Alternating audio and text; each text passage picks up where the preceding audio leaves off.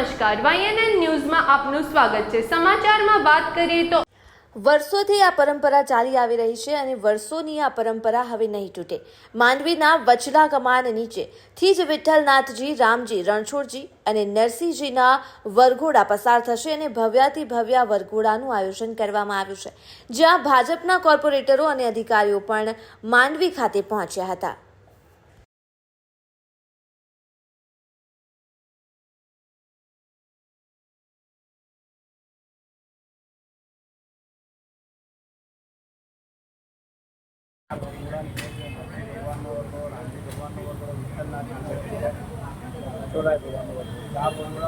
પરંપરાગત થઈને જાય છે।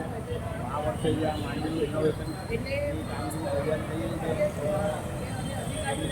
એ લોકો દ્વારા જાહેર કરવામાં આવે છે વરઘોડા નીચેથી નીકળવામાં આવે છે। અમે લોકો 4 કાઉન્સિલર સાહેબને જઈને રૂબરૂ મળીને રજૂઆત કરી અને એમને અત્યારે અધિકારીઓ પૂછ્યા છે। અત્યારે એવી વાત છે કે કઈ રીતે ગેટ ખોલવો અને 4 વરઘોડા આપણા માંડવી જે પરંપરાગત રીતે માંડવી પસાર થાય એની અત્યારે આ અધિકારીઓ માટે વરઘોડા નીકળનાર છે।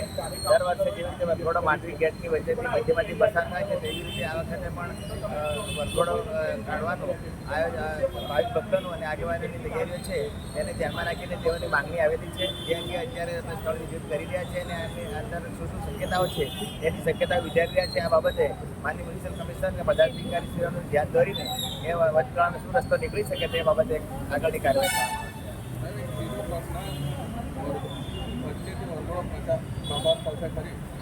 આ વરઘોડો કાઢવા માટે જે ભાવિક ભક્તોની જે લાગણીને રજૂઆત છે તેને ધ્યાનમાં રાખીને સ્થળ વિઝિટ એટલે શું શક્યતાઓ છે એમાંથી શું અલ્ટરનેટ રસ્તો નીકળી શકે તે બાબતે વિચારણા કરી રહ્યા છે। આ બાબતે માનનીય મ્યુનિસિપલ કમિશનર અને પદાધિકારીશ્રીઓનું ધ્યાન દોરીને એ આપના લેવલે આ માગે આખરી નિર્ણય લેવામાં આવશે।